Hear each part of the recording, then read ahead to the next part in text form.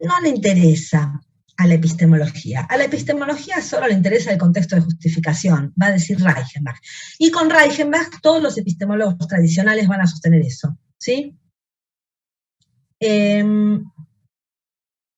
el otro día había dicho que traten de tener la cámara encendida. Bueno, los que no vinieron no estaban, y no saben.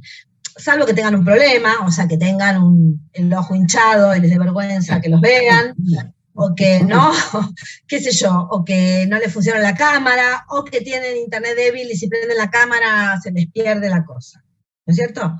Porque a mí me gusta verles, así como me ven a mí, verles yo, ¿sí?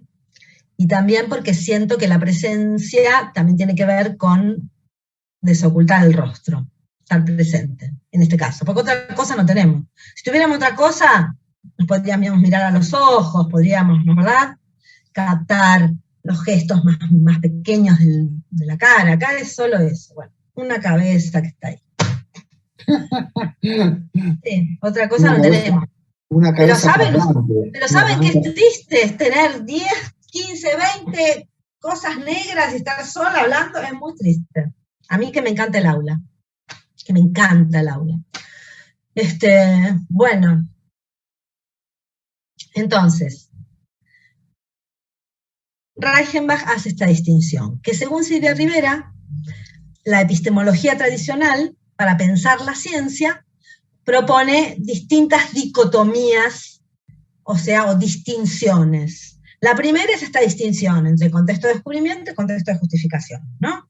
Y Reichenbach margina el contexto de descubrimiento. Esa era otra pregunta. ¿Por qué lo margina? Porque eso lo contestaron bien. Interviene el azar y solamente a la perspectiva epistemológica tradicional le interesa el análisis lógico, porque eran todos lógicos. Y decían, lo que no se puede analizar lógicamente no es objeto de estudio de la epistemología. Reichenbach termina identificando la epistemología con la lógica, en una de las citas, ¿no?, que toma Silvia Rivera en el texto. Entonces, ahí también es un reduccionista, porque reduce la epistemología al análisis lógico del contexto de justificación.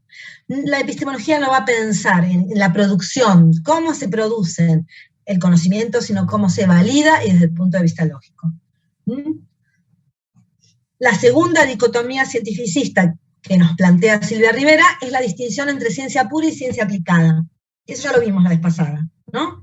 O sea, esta idea de que habría una investigación que solo busca conocer, el conocimiento por el conocimiento mismo, sin pensar en posibles aplicaciones, y la investigación que ya se orienta a aplicaciones, que sería la ciencia aplicada.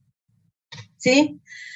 Los epistemólogos tradicionales creen que hay una dimensión de la investigación que es puramente teórica, donde se busca el conocimiento por el conocimiento mismo. Eso es la ciencia pura. Ahí, de algún modo, esa investigación no está contaminada. Por eso es pura, ¿no? Siempre los epistemólogos tradicionales buscan preservar un espacio de pureza en la ciencia. La ciencia sí se da en la historia, sí, la ciencia la hacen personas de carne y hueso, pero hay un núcleo de pureza, de no contaminación, de objetividad. Y la epistemología crítica va a decir no la hay, porque cuando alguien investiga lo hace en una institución y esa investigación necesita mucho dinero y para aceptar ese tema de investigación primero me pidieron qué transferencias a la sociedad iba a hacer, es decir, que cuando hay un dinero que se pone es porque se espera beneficios, porque hay un carácter empresarial siempre en la investigación científica. ¿No? Eso dirían los epistemólogos críticos. No hay ciencia pura. La ciencia pura es un mito, ¿no? Y luego la tercera dicotomía, la distinción entre historia interna, que sería la historia de la racionalidad científica, cómo se desarrolla la ciencia, y la historia externa, que sería el contexto. Pero el contexto es externo, no interviene, no contamina. Por eso la historia interna sería también pura. ¿no? En los tres casos, en las tres dicotomías, ¿qué persiguen? Esa era la otra pregunta, estas dicotomías. Persiguen lo mismo, las tres. Preservar un ámbito de pureza en la investigación científica, de no contaminación. No contaminación por factores extrateóricos, políticos, económicos, sociales. Frente a eso, bueno, Silvia Rivera habla de esta otra perspectiva, que es la epistemología crítica, que es un escenario plural. Hay filósofos Foucaultianos, marxistas, nietzscheanos, deleuzianos, no sé, hay distintas ramas del pensamiento, pero que coinciden en esta idea de poner en relación la ciencia con la sociedad, de pensar, de ampliar la reflexión y no estudiar solamente los métodos de validación desde una perspectiva lógica. La epistemología es más que análisis lógico, es mucho más. Es reflexión ética, es reflexión política, reflexión de la relación entre la ciencia y la sociedad, etc. Esos eran los temas centrales del texto, ¿sí? Y yo intenté ahora contestar las preguntas. En líneas generales estaban bien, porque tenían los textos, ¿no? Pero en general las entendieron. Los que no miré, si alguien, bueno, después, a un compañero, pero no es esta comisión, le dije que tenía algunos temas. Pero estaban bien las respuestas. Hay veces no ponían alguna cosa, le faltó algo, ¿no? Bueno, claro, este segundo texto que subí hoy justamente es una crítica a Reichenbach, que lo van a leer después ustedes.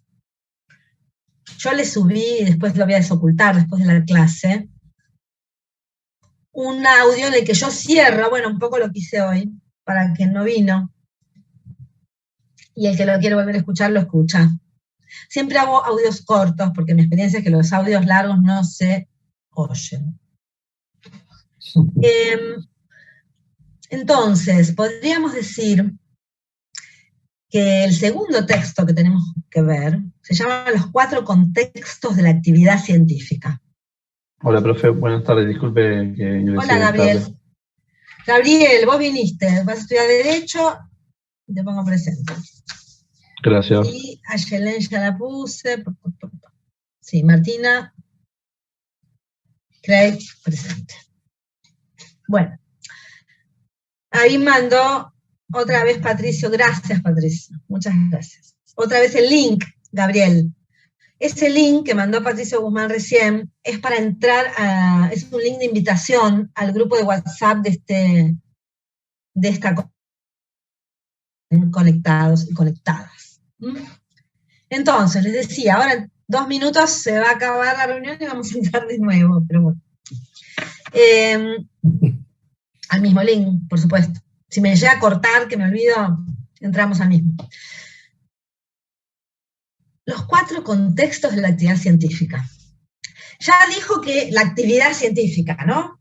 O sea que ya sabemos que este es un epistemólogo crítico, porque habla de la actividad científica. Eso no tienen que olvidar nunca. Si ustedes entienden eso y se acuerdan de eso, ya una pregunta del parcial la van a tener bien, se lo puedo asegurar. Y él dice que son 4. ¿Te puedo preguntar algo? Sí. Porque justo lo leí antes de entrar a clase el texto. Cuando habla de que, justamente, el texto de Echeverría que habla de la... ¿Por qué le dice tecnocientífica? Ah, muy bien. Porque como que hace esa distinción de la tecnocientífica. Yo lo relacioné justamente porque habla mucho de la ciencia aplicada y lo que pasa es que las invenciones, ¿no? Ahí en ese sentido, ¿no? Él habla de tecnociencia. Ya al hablar de tecnociencia está rechazando la distinción entre ciencia pura y ciencia aplicada. No hay ciencia sin tecnología. Hola, Martín Rodríguez. Ahora, Martín Rodríguez, entraste tarde y vas a salir ya en 1 minuto 35. ¿No? Tecnociencia, ¿qué quiere decir? Que la ciencia actual, si queremos hablar de la ciencia actual, y no de la ciencia de Galileo, no es lo mismo, ¿no es cierto? El hombre estaba en su recinto, en una prisión de las nuevas ciencias, ¿no? Ahora no hay ciencia independientemente de la técnica. La ciencia actual es tecnociencia, eso es lo que está diciendo él, ¿no? Porque, en principio, porque está tramada la investigación científica con elementos tecnológicos, y siempre va en pos de posibles aplicaciones y construcción de artefactos. Siempre, toda investigación, o sea, tecnociencia. Bueno, ¿qué hacemos? Salimos, ¿sí? Porque nos queda menos de un minuto, y vuelvo a ingresar. Yo vuelvo a abrir otra reunión. Finalizo. Pero yo les doy como una guía. ¿Vieron cuando uno va por un camino? Si no, por ahí no vayas, porque ahí es medio que hay mucho ramaje y te vas a perder. Vos vení por acá, ¿no es cierto? Esa es la guía, ¿no? Es una guía de lectura. Entonces, lo importante es entender que Javier Echeverría hace una crítica a esta concepción tradicional, porque él dice, Reichenbach parte de un malentendido fundamental. El malentendido es reducir la ciencia al conocimiento científico. Lo mismo que decía, ¿no? Rivera, ¿no es cierto? Reichenbach reduce, les leo el texto, él dice, como podrá verse, entendemos que esta distinción de Reichenbach entre contexto de descubrimiento y de justificación parte de un malentendido fundamental que afecta a toda la tradición de lo que podemos llamar filosofía analítica de la ciencia. La filosofía analítica de la ciencia sería la perspectiva tradicional, otra manera de llamarlo. Ese malentendido afecta a todos los epistemólogos tradicionales. ¿Y en qué? A saber, la reducción de la ciencia al conocimiento científico. Contrariamente a esta concepción que ha tenido y sigue teniendo gran predicamento, defenderemos que la ciencia es antes que nada una actividad. Esto lo tienen que subrayar, ¿no? Y que por lo tanto los estudios sobre la ciencia, en los cuales participan historiadores, sociólogos, filósofos y otros muchos profesionales, no pueden restringirse únicamente a los aspectos cognoscitivos de la actividad científica. La epistemología no puede restringir su estudio a los aspectos cognoscitivos de la actividad científica, porque la actividad científica tiene otros aspectos, no solo los. Como consecuencia, propondremos la conveniencia de distinguir 4 contextos, no 2, 4. Dichos ámbitos, contextos o ámbitos es lo mismo, ¿no? Dichos ámbitos de la actividad científica interactúan entre sí y se influyen mutuamente. Punto. Vamos a ver qué está haciendo acá. Está ampliando la propuesta tradicional, ¿no? Ampliar, epistemología ampliada. En vez de reducir, porque son reduccionistas, los críticos quieren ampliar, ¿no? Entonces, una de las preguntas de la guía que van a contestar el viernes, porque yo había dicho, Patricio, que vos no habías venido la otra vez, y tampoco había venido Ayelem, ¿no? Yo había dicho que yo siempre voy a acercar las preguntas, ¿no? Voy a acercar esta guía de lectura. Hay veces avanzo las respuestas, a veces no digo nada, y ustedes me las contestan, y después yo les corrijo.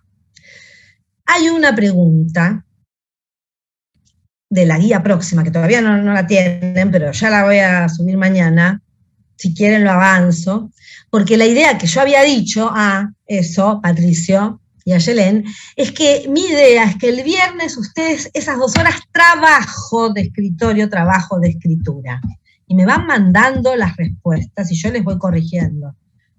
Yo el viernes a la noche, el sábado a la mañana estuve corrigiendo y estuve mandando las respuestas a los que me mandaron el viernes y el sábado, ¿no?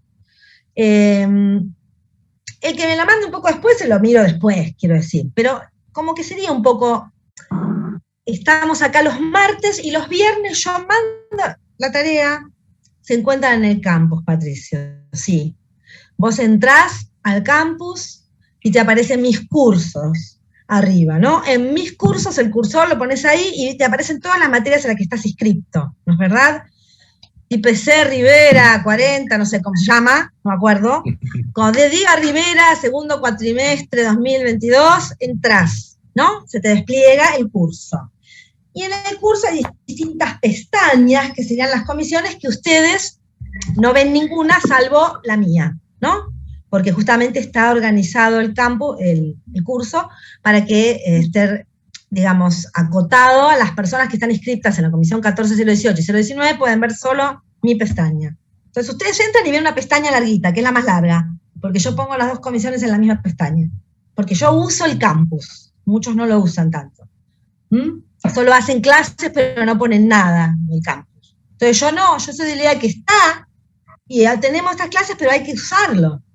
Porque yo ahí le bajo audio, le bajo cosas que nunca les di a mis estudiantes, nunca a mis estudiantes. En décadas que hace que doy clase, les compartí mis resúmenes de cada texto. Y está bueno, ¿por qué no? ¿No es verdad?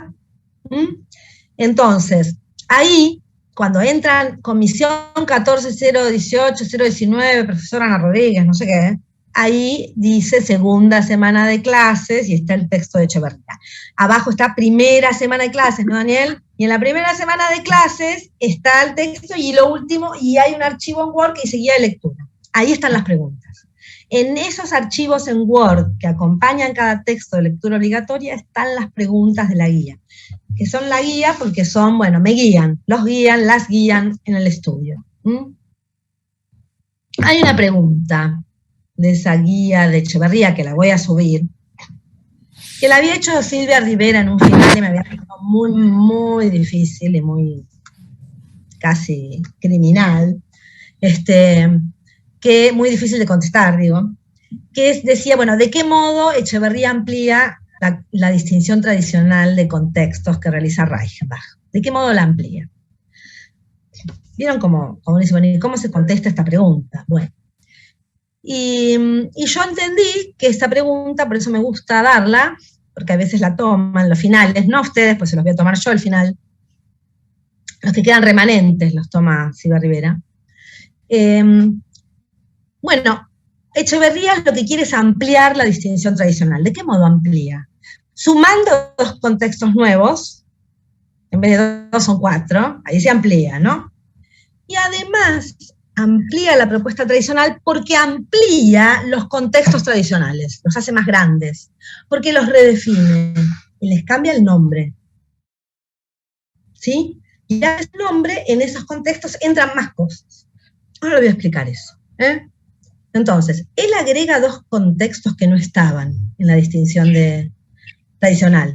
El contexto de educación, o de enseñanza y de difusión, y el contexto de aplicación. Esos 2 contextos son nuevos. Le suma 2 contextos nuevos. ¿Por qué le agrega el contexto de educación? Porque la ciencia es una actividad comunitaria para Echeverría. Hay una comunidad científica, y toda comunidad científica, toda comunidad humana, transmite a quienes forman parte de esa comunidad, enseña, transmite valores, transmite creencias, transmite lo que se sabe en la comunidad, ¿no? Toda comunidad tiene educadores, ¿no? Siempre las comunidades humanas transmitieron primero la lengua, ¿no? El lenguaje científico, los valores. Bueno, en la formación profesional, los científicos ingresan a esa comunidad.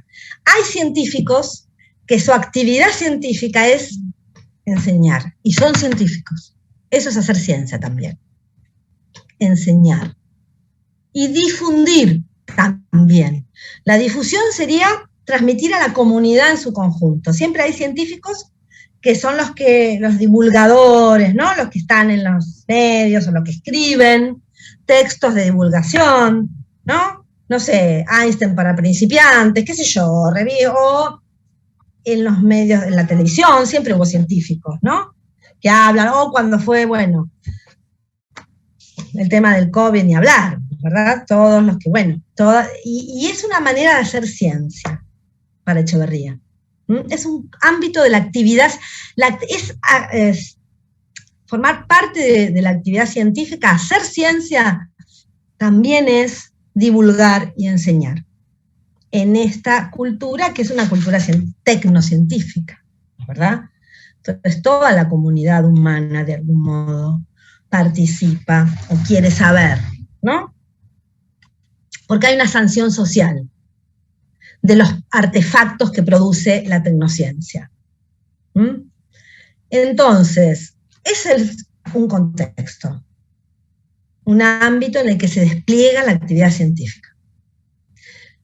Y además está el contexto de aplicación, del cual no hablaba Reichenbach, que sería el contexto que tiene que ver directamente con ya el modo en que esos artefactos que produce la actividad científica se articulan o se proyecta la transformación en la realidad que van a hacer esos artefactos, ¿no? La ciencia aplicada supone aplicar las innovaciones tecnocientíficas para transformar la realidad.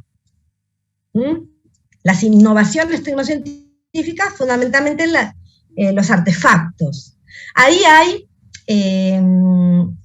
un conjunto, digamos, de científicos que forman parte de los ministerios, por ejemplo, y que determinan de qué modo se aplica a la realidad las cosas, ¿no? Que están, sí, en posiciones dirigenciales, por ejemplo, en las grandes empresas y en los gobiernos, en los estados políticos.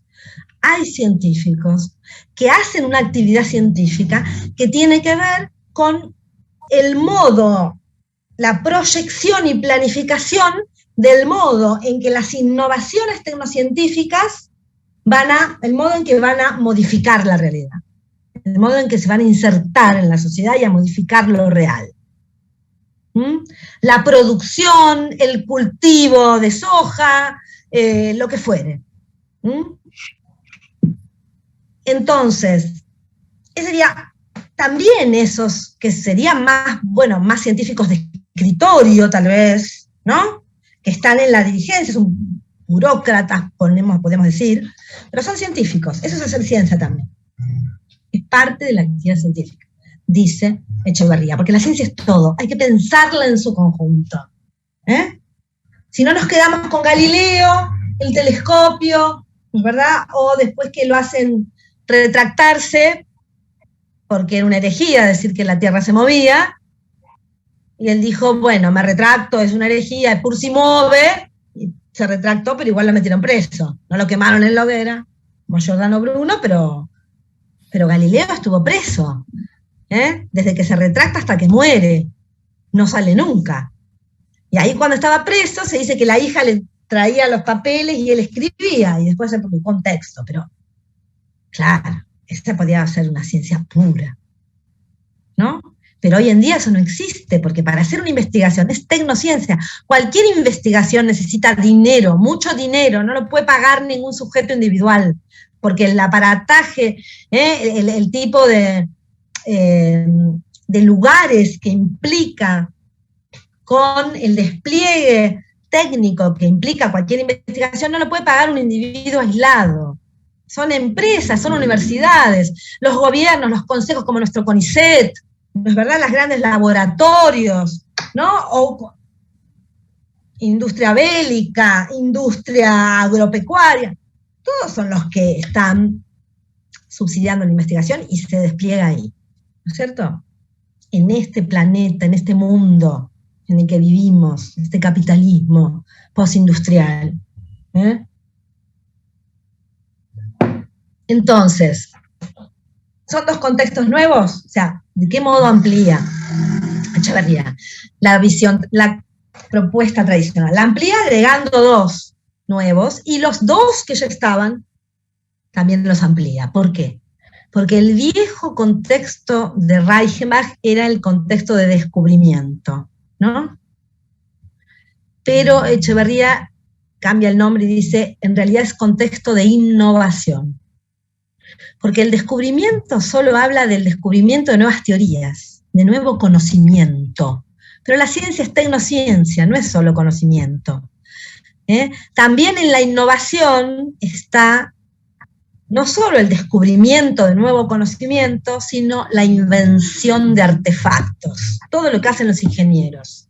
Eso es ese contexto. Entonces, este viejo contexto de descubrimiento se amplía, se resignifica y se renombra, le cambia el nombre.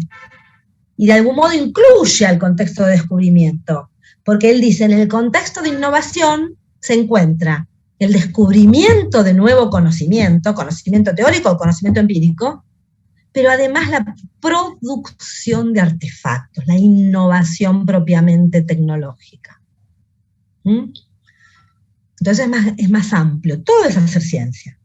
El que inventa un artefacto y el que está en el descubrimiento de conocimiento teórico o técnico también.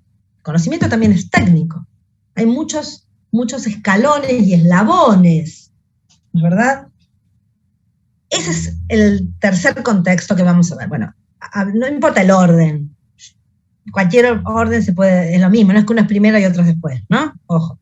Contexto de enseñanza y divulgación, el contexto de aplicación, que son nuevos, y luego el contexto de innovación, que sería el viejo contexto de descubrimiento, pero ampliado, y el contexto de evaluación y valoración. O valoración, son sinónimos. Que es el viejo contexto de justificación.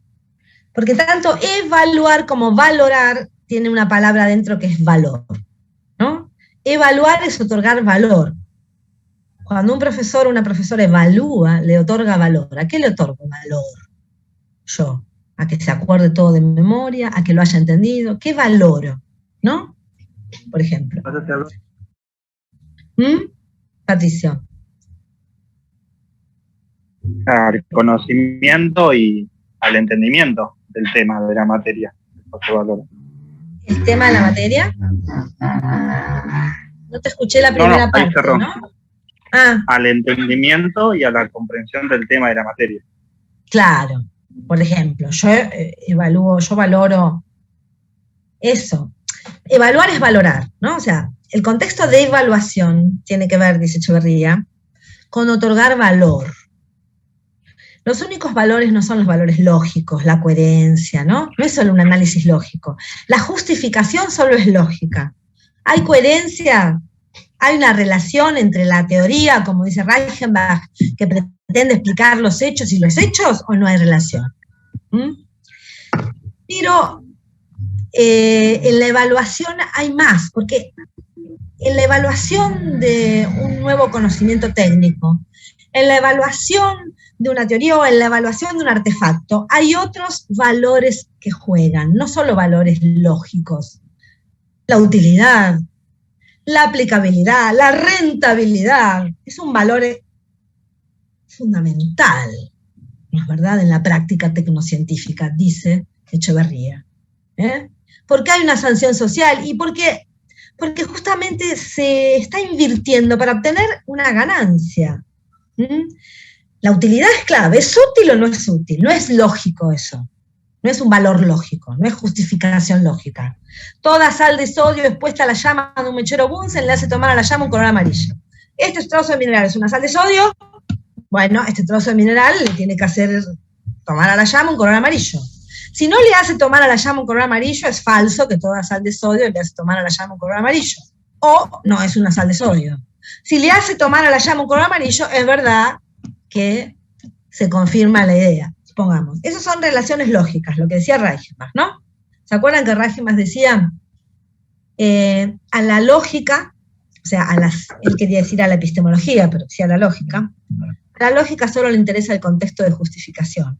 Esto es, las relaciones lógicas que existen entre la teoría y los hechos que la teoría pretende explicar.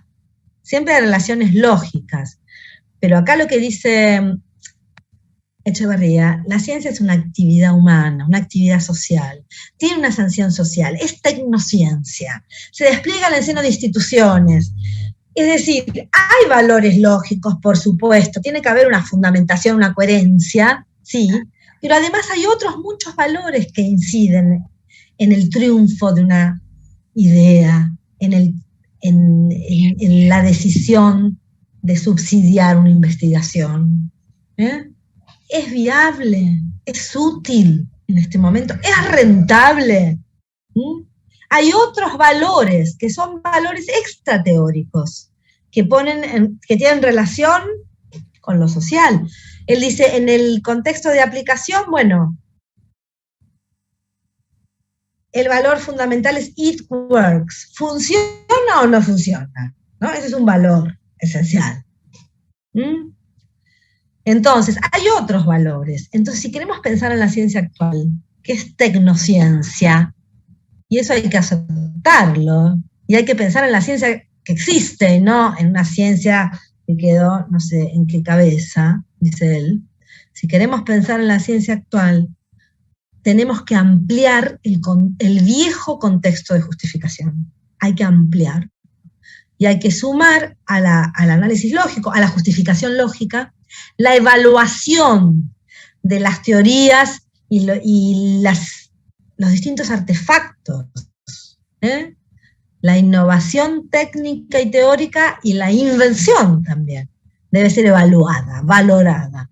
Y los valores que juegan allí son valores de diverso tipo. Y también hay valores que no son teóricos, que no son lógicos, y que son fundamentales en el despliegue de la actividad científica. Entonces, hablemos de la ciencia que tenemos. Si queremos hablar de los ámbitos de la actividad científica actual, de la tecnociencia, por eso Martina, él rechaza la idea de ciencia pura, de ciencia aplicada, porque la ciencia pura, no hablemos de la tecnociencia, es lo que existe. Si queremos hablar de esa ciencia, hablemos entonces de los ámbitos reales. ¿Cuáles son? No son 2, son 4. ¿Cuáles, entonces?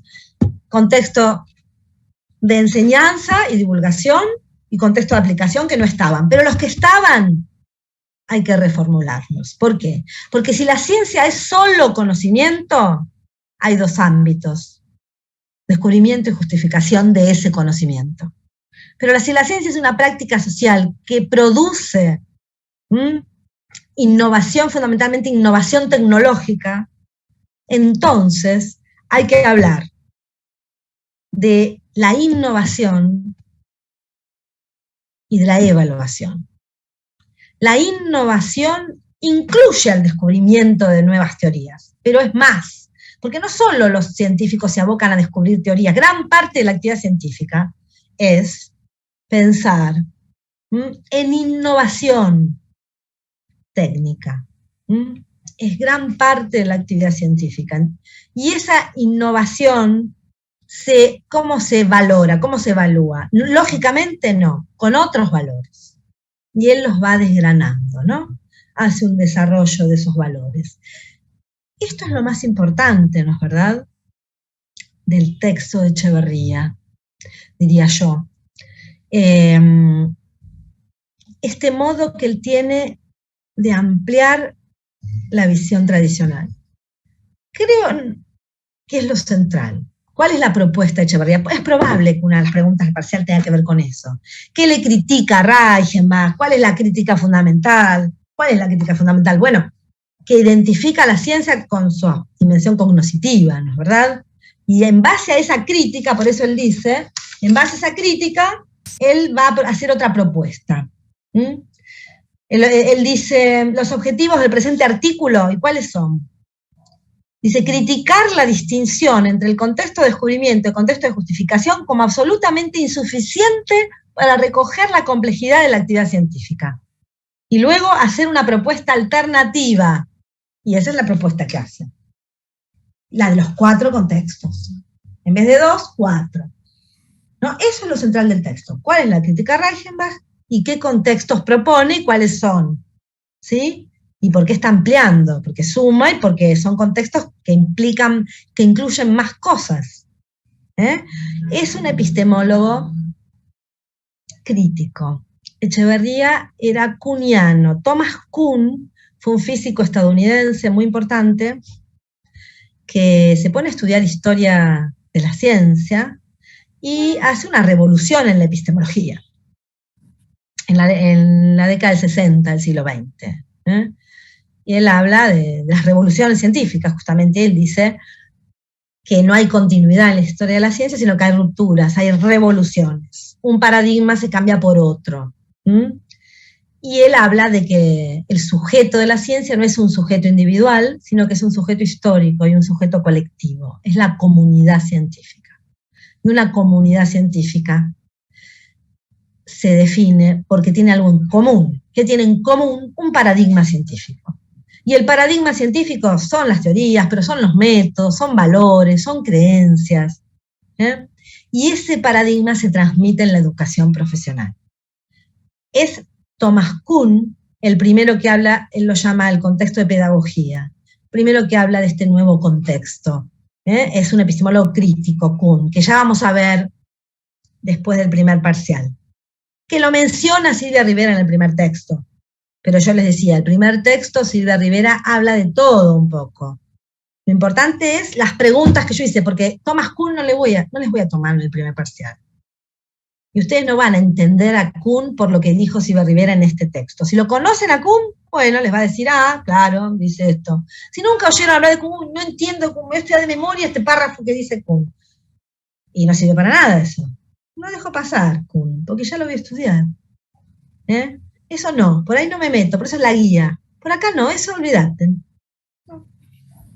Si conoces a Kuhn, léelo y lo comentamos si querés. Pero yo no te voy a tomar Kuhn por este texto de Silvia Rivera, porque ahí lo menciona. Lo mismo que Comte.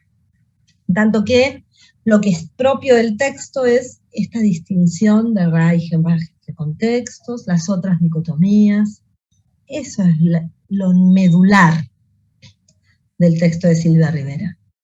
Lo medular del texto de Javier Echeverría es la crítica a Reichenbach y la propuesta alternativa de 4 contextos de la actividad científica. Yo creo que esto es lo central. Y ahora voy a escuchar las dudas, lo que quieran que yo les diga. Patricio, por ejemplo, si vos estás grabando hasta acá, estaría buenísimo, pero después, igual, si Patricio pone la grabación, después ustedes escuchen lo que dije, y después escuchen el audiecito que yo les subo. Van a ver que tiene con qué. Esa es mi señal entonces para terminar la grabación. Bueno. Patricio.